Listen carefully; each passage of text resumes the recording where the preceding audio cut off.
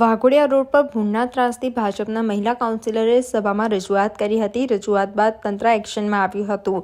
રખડતી ગાયો અને ગધેડા પકડતું ઢોર પાર્ટી સિકરીગરોને સાથે રાખી ભૂંડ પકડી રહ્યું છે. વાઘોડિયા રોડ ઉકાજીના વાડિયા ખાતેથી 40થી વધુ ભૂંડ પકડાયા હતા. ભૂંડ પકડતા સમયે તેની ચીટિયારીઓથી વિસ્તાર ગુંજી ઉઠ્યો હતો. ભૂંડની ચીચેરીઓનો સાંભળતા લોકોના ટોળા એકત્રિત થયા હતા. પકડાયેલા ભૂંડને રાજ્ય બહાર મોકલવામાં આવશે.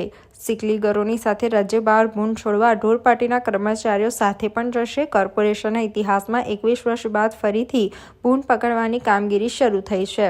આજે વડોદરા મહાનગરપાલિકાના વહીવટી વોર્ડ નંબર 15 વિસ્તારમાં હરિયાળી હોટલની પાછળ આવેલ ઉકાજીના વાડિયા ખાતે તેમજ સમર્પણ સોસાયટી પાસે છેલ્લા 1-2 વર્ષથી ભૂંડોના ત્રાસ બાબતે વારંવાર રજૂઆતો કાઉન્સિલરશ્રી તરફથી તેમજ સ્થાનિકો નાગરિકો તરફથી કરવામાં આવતી હતી, જેને ધ્યાને લઈ વડોદરા મહાનગરપાલિકાના અત્રેની કચેરી તરફથી પણ જે તે શીખ લીગરને મૌખિક તેમજ લેખિત નોટિસ આપવામાં આવે, વધુમાં તેઓને દંડ પણ કરવામાં આવે. તેમ છતાં પણ શીખ લીગર દ્વારા સદર નોટિસને દરકાર ન કરતા આજ રોજ ઉકાજીના વાડિયા તેમજ સમર્પણ સોસાયટી ખાતેથી અંદાજે 45થી વધુ ભૂંડ પકડવાની કાર્યવાહી કરવામાં આવી છે.